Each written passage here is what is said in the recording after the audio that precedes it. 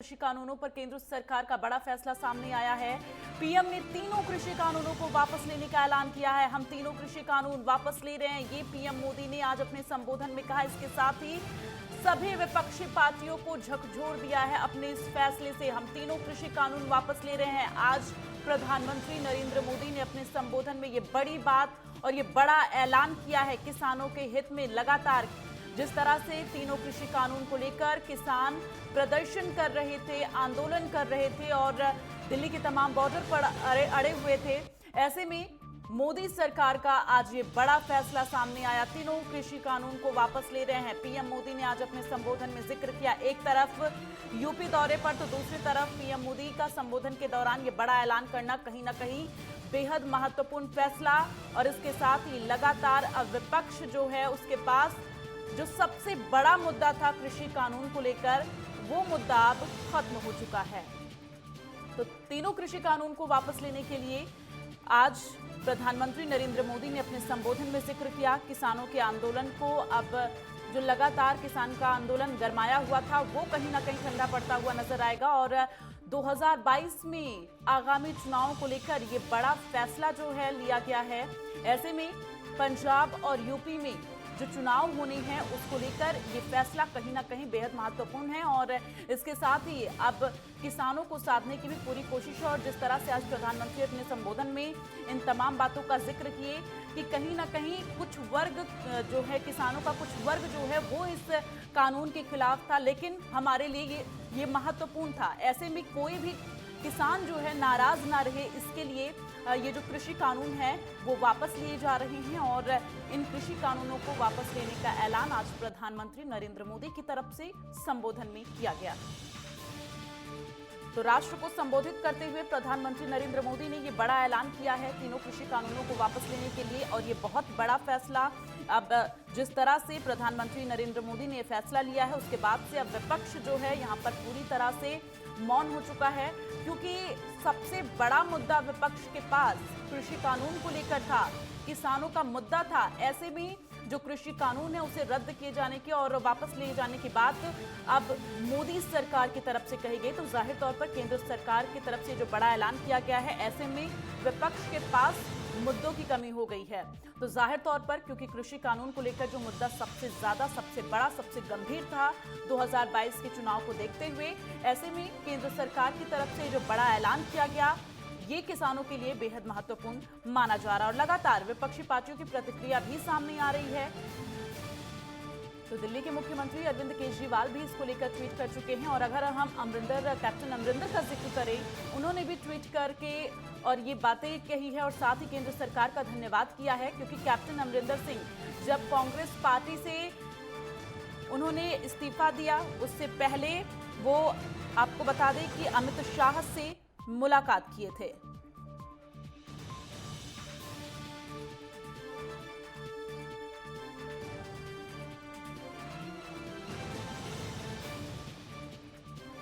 ज्यादा बातचीत के लिए हमारे साथ डॉक्टर रमेश ठाकुर हमारे साथ जुड़े हुए हैं। बहुत बहुत स्वागत है नेटवर्क 10 में आपका।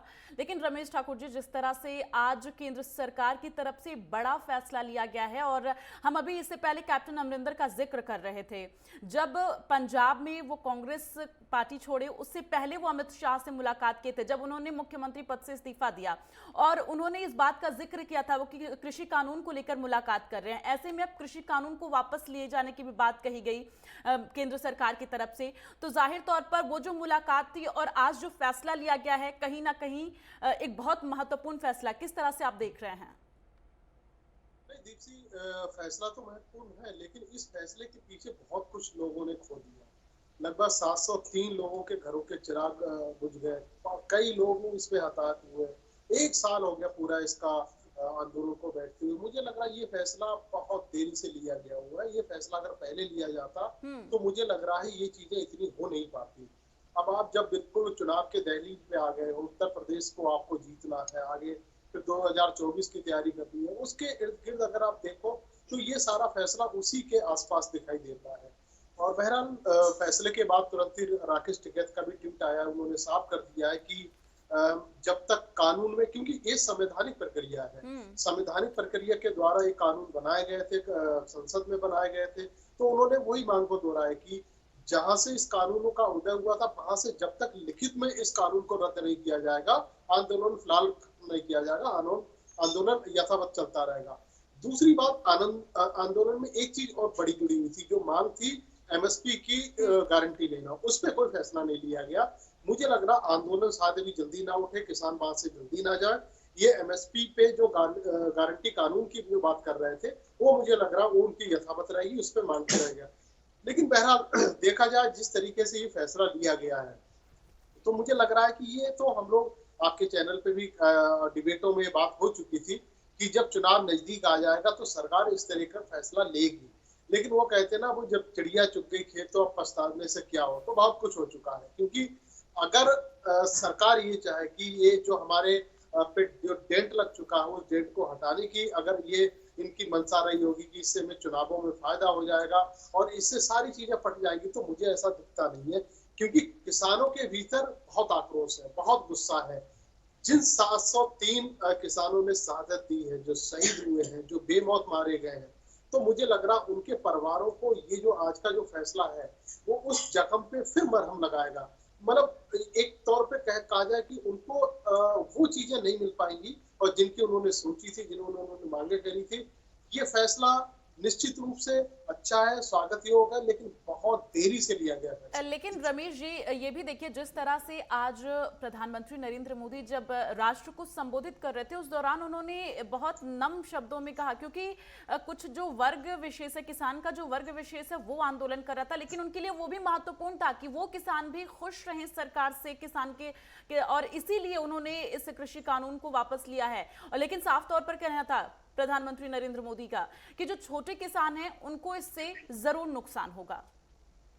लेकिन मुझे लग रहा है इसमें अगर आप सही से देखें तो सरकार तो अभी तक इनको किसान मानती ही नहीं थी। सरकार तो खालिस्तानी, पाकिस्तानी, ये तो मुझे लग रहा है क्या सरकार खालिस्तानियों के सामने झुकी है, क्या उनकी बात को मानी है? तो ये कई सारी बातें हैं, इसको अगर सही से आप एनालिसिस करोगे तो कुछ ऐसी चीजें निकल के आएगी जिनके सवालों का जवाब ना आपको मिल पाएगा ना हमें मिल पाएगा।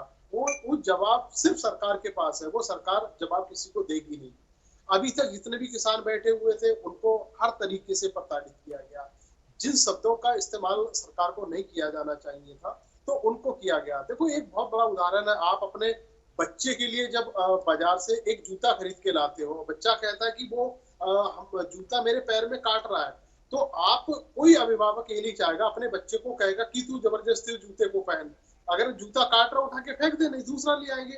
तो ये कानून मुझे लग रहा वैसे ही थोपे जा रहे थे किसानों के ऊपर, जो अंततः क्या हुआ कि इनको वापस लेना पड़ा। सरकार ये मान रही थी, पहले दिन से मान रही थी कि ये जो हमने फैसले लिए, 3 कानून बनाए हैं, इसका जो निर्णय होगा वो बहुत गलत तरीके से होगा। ठीक है रमेश जी, अब आपसे एक चीज और समझना चाहेंगे। एक तरफ राकेश टिकैत, देखिए एक तरफ तो पीएम मोदी ने तीनों कृषि कानून वापस लेने की बात कह दी, लेकिन दूसरी तरफ राकेश टिकैत ये कह रहे हैं हम तत्काल आंदोलन खत्म नहीं करेंगे। तो क्या इससे ये साफ हो कि अभी भी राकेश टिकैत को मोदी सरकार पर विश्वास नहीं है? क्योंकि अगर राष्ट्र को संबोधित करते हुए पीएम मोदी इतनी बड़ी बात कह रहे हैं तो जाहिर तौर पर इस बात की बहुत ज्यादा महत्वता हो जाती है, लेकिन राकेश टिकैत साहब कह रहे हैं कि वो अभी तत्काल प्रभाव से आंदोलन खत्म नहीं करेंगे। क्या समझा जाए, क्या मायने निकाले जाए इसके? नहीं, समझने की जरूरत नहीं है, स्थिति साफ है और सरकार की नीयत में खोट है।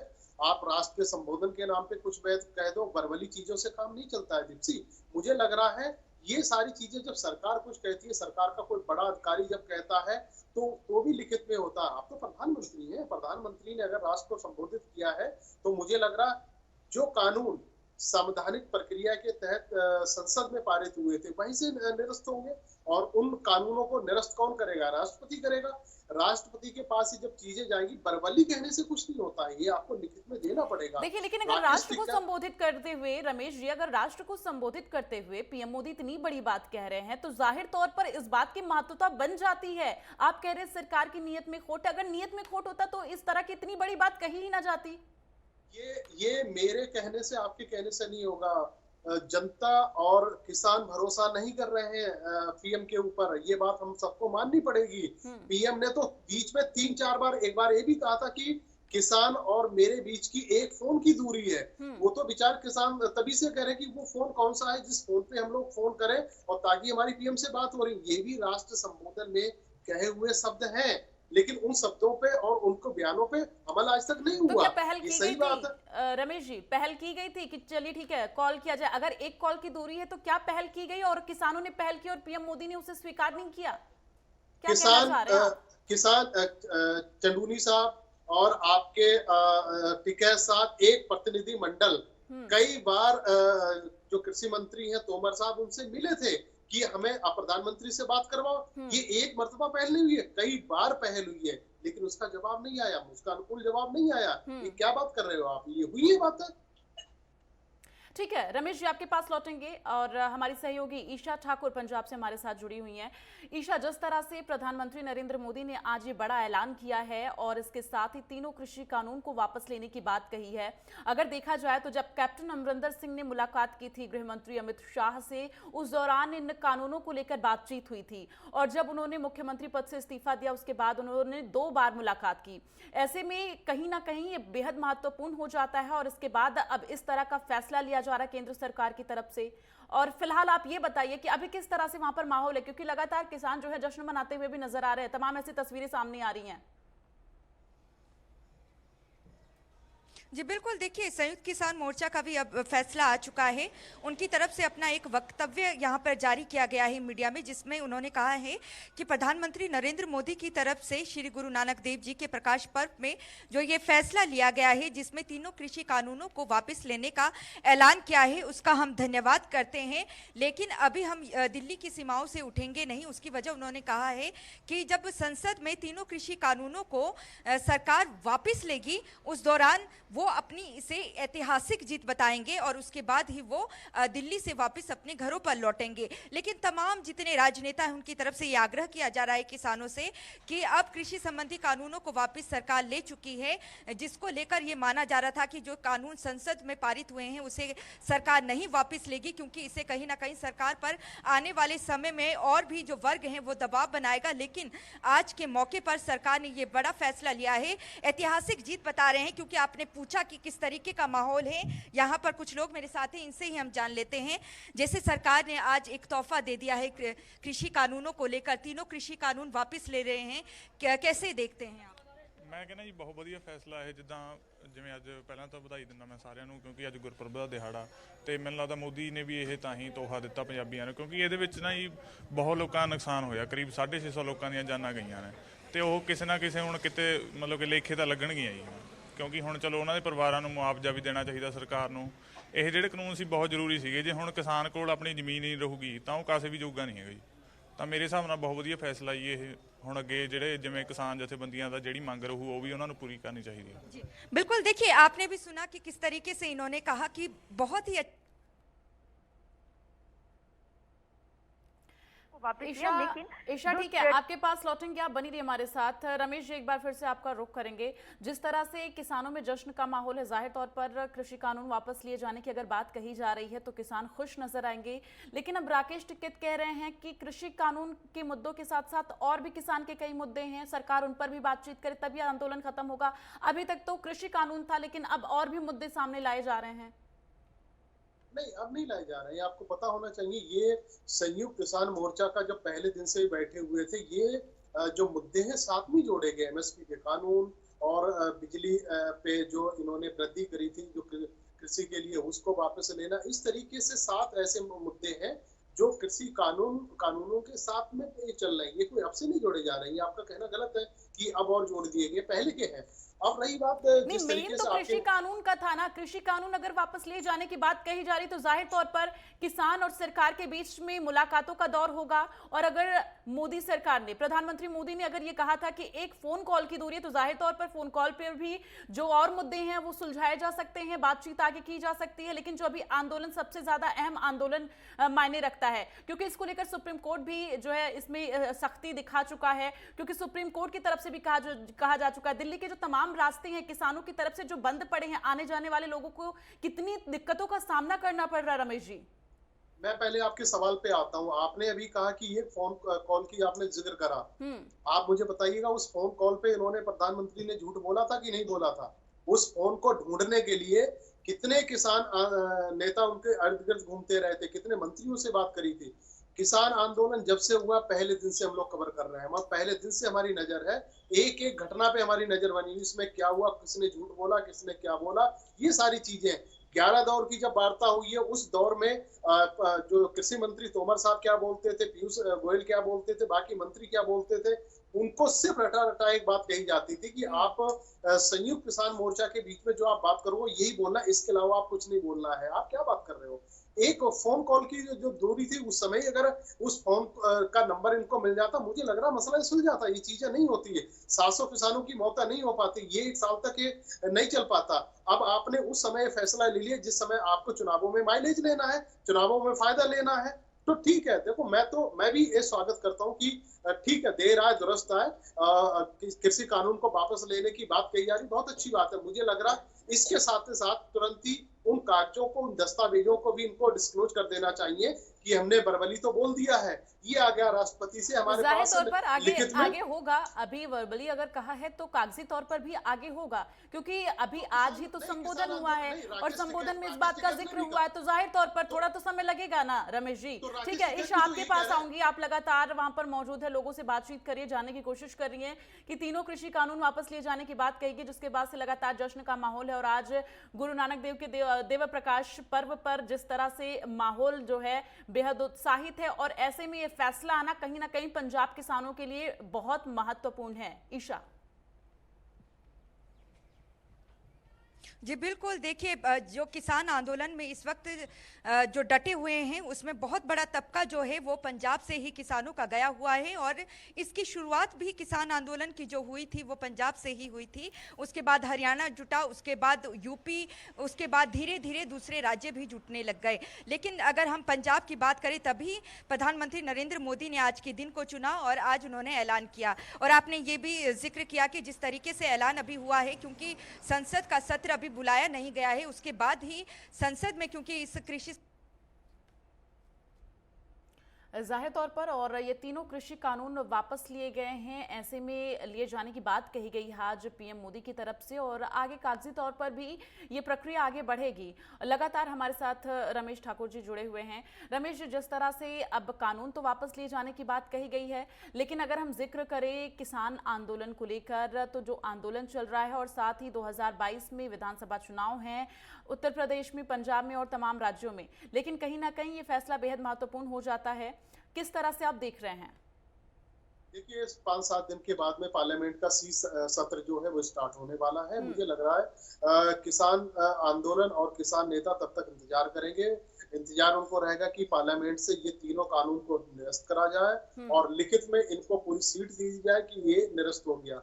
मुझे लग रहा है दीप्सी, ये कानून इसके बाद दूसरी कड़ी स्टार्ट होगी। दूसरी कड़ी ये होगी क्योंकि उसमें एमएसपी कानून लागू होगा और कई सारे मुद्दे होंगे। तो मुझे लग रहा है, लेकिन फिर भी मुझे यही कहना चाहूंगा किसान आंदोलन को और उन नेताओं को कि ठीक है, जो हुआ सो हुआ, कम से कम आपकी मांगों को पूरा करा गया। आपके सामने, आपकी मांगों के सामने सरकार झुकी है, आपको हट जाना चाहिए। अब अगले कदम का आपको इंतजार करना चाहिए सरकार का, क्योंकि आपने भी बिल्कुल सही कहा। आपने जिस तरीके से गाजीपुर बॉर्डर पे बैठे हुए एक तरफ का हिस्सा पूरा बंद है।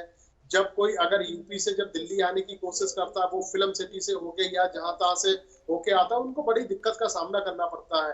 तो मुझे लग रहा है इसमें सुप्रीम कोर्ट ने भी हस्तक्षेप करा, कई और दलों ने इसमें हस्तक्षेप करा, वो चीजें उस समय सुलझ नहीं पाई।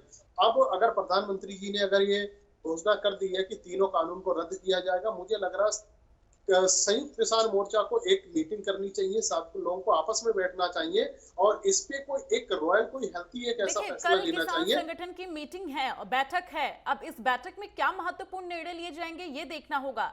आप किस तरह से इस होने वाले बैठक को देखते हैं? क्या ये आंदोलन जो है, एक तरफ राकेश टिकैत तो कह रहे कि अभी वो इतना तत्काल प्रभाव से खत्म नहीं करेंगे, लेकिन जो कल बैठक होनी है उसमें क्या निर्णय लिए जा सकते हैं? अगर ये निर्णय लिया जाए तो जाहिर तौर पर जो यहाँ की जनता है उनके लिए बेहद हितकारी होगा, क्योंकि जिस तरह से आने जाने में उन्हें कठिनाइयों का सामना करना पड़ता है, घंटों घंटों ट्रैफिक में होना पड़ता है, समय की महत्वता को आप भी समझते होंगे रमेश जी। नहीं, बिल्कुल सही कहा। जो जो कल की जो मीटिंग होने वाली है, मुझे लग रहा है उसमें 100% यही फैसला होगा कि हम लोग अभी आंदोलन से नहीं उठेंगे, और जब तक पार्लियामेंट में ये तीनों कृषि कानून रद्द नहीं किए जाएंगे, और इसके अलावा जो हमारी 6-7 मांगे और हैं उस पे भी सरकार फैसला नहीं लेगी, और तब तक ये किसान यहाँ से हटने वाले हैं नहीं। ये आप लिख के रख दीजिएगा, फैसला भी यही होगा। मुझे लगता नहीं है कि कृषि कानून को बर्बली आज राष्ट्र संबोधन के जरिए प्रधानमंत्री ने कह दिया कि हम इसके निरस्त करते हैं, इसको बर्खास्त करते हैं। उसके बाद अगर किसान यहाँ से हट जाते हैं, अपने अपने घरों में चले जाते हैं, फिर बाकी चुनावों में जाके भारतीय जनता पार्टी को वोट कर देंगे, मुझे ऐसा दीप्ति लगता नहीं है कि ऐसा हो पाएगा। लेकिन मैंने आपको कहा, इसके बाद एक दौर स्टार्ट और होगा, एक कड़ी और आगे स्टार्ट होगी, जो मुझे लग रहा और ज्यादा परेशानी जनता को भी कर सकती है और लोगों को भी कर सकती है। ठीक है, लेकिन रमेश जी यहाँ पर देखिए, जिस तरह से तीनों कृषि कानून वापस लिए जाने की बात संबोधन के दौरान पीएम मोदी की तरफ से कही गई, एक तरफ तो आप अभी तक ये कह रहे थे कि जरूरी है कि वर्बली ना कह के पहले कागजी तौर पर किया जाए, लेकिन अगर हम देखें तमाम ऐसी तस्वीरें आ रही हैं जहां पर किसान बेहद खुश नजर आ रहे हैं, जश्न मनाते हुए नजर आ रहे हैं। अगर हम पश्चिमी यूपी का जिक्र करें तो वहां पर किसान बेहद ज्यादा खुश नजर आ रहे हैं। जाहिर तौर पर उन्हें विश्वास भी हो रहा है कि अब अगर केंद्र सरकार की तरफ से बड़ा ऐलान किया गया है तो जाहिर तौर पर ये कानून जो है वापस लिए जाएंगे। नहीं, देखो, खुश होने का मुझे लग रहा मौका है, जश्न मनाने का मौका है, एक दूसरों को गले लगने का मौका है, वो सिर्फ किसानों के लिए। किसानों ने जो 12 महीनों की जो मेहनत करी, उन्होंने तपस्या करी है, चाहे सर्दी हो गया, चाहे बारिश हो गया, हर मौसम को, हर एक दुखदाई, हर एक कुदरती आपदाओं को उन्होंने झेला है बैठ के, और उस बीच में कई लोगों की जानें चली गई है। उसके बाद में अगर ठीक है, देर आए दुरुस्त आए, जो भी फैसला आया है अल्टीमेटली अगर आप देखो तो वो किसानों के पक्ष में ही फैसला आया है, तो खुशी होने की इसमें बात बनती भी है।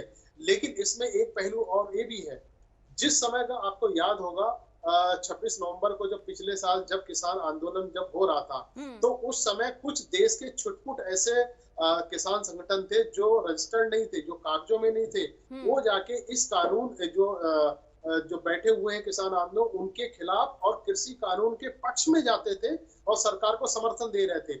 जब उनकी जांच हुई तो पता चला कि वो किसान आंदोलन है ही नहीं। हो सकता है कि इसके बाद में भी जो किसान इस समय जश्न मना रहे हैं, ढोल बजा रहे हैं, तो मुझे लग रहा है ये भी हो सकता है वो किसान ना हो, दूसरे लोग हो कि हाँ, सरकार ने फैसला कर दिया, सरकार ने बर्बली फैसला ले लिया, उसका हम जश्न मना रहे हैं। हो सकता है इसमें वो किसान ना लेकिन हो एक जो दो किसान किसान हो सकते आंदोलन हैं रमेश जी, की चलिए ठीक है वो किसान नहीं है, लेकिन हम अगर पश्चिमी यूपी की तस्वीरें देखें, तमाम ऐसी तस्वीरें हैं जहां पर किसान खुश नजर आ रहे हैं, जो खेतों में काम कर रहे हैं किसान, उन तक अगर ये खबर जा रही है वो भी खुश नजर आ रहे हैं। चलिए, तमाम बातचीत के लिए हमारे साथ जुड़ने के लिए डॉक्टर रमेश ठाकुर जी, बहुत बहुत धन्यवाद आपका। तो यहाँ पर जिस तरह से तीनों कृषि कानून वापस लिए जाने की बात कही गई है, ऐसे में तमाम जो किसान हैं वो खुश नजर आ रहे हैं, लेकिन राकेश टिकैत का ये कहना है कि अभी आंदोलन तत्काल खत्म नहीं किया जाएगा। अब देखना यह है कि किस तरह से राकेश टिकैत इस आंदोलन को खत्म करते हुए नजर आएंगे, क्योंकि जब तीनों कृषि कानून वापस लिए जाने की बात सरकार की तरफ से कही गई तो जाहिर तौर पर आंदोलन खत्म करने की दिशा में कदम आगे बढ़ाना चाहिए, और इसके साथ ही जो दिल्ली की सड़कें हैं उन्हें अब खाली करने की जरूरत है, क्योंकि जो दिल्ली और नोएडा की जो जनता है जो आते जाते वहां से, उनके लिए बेहद महत्वपूर्ण है कि वो सड़कें जो हैं वो खाली हों ताकि आने जाने में लोगों को अब सहूलियत मिल सके।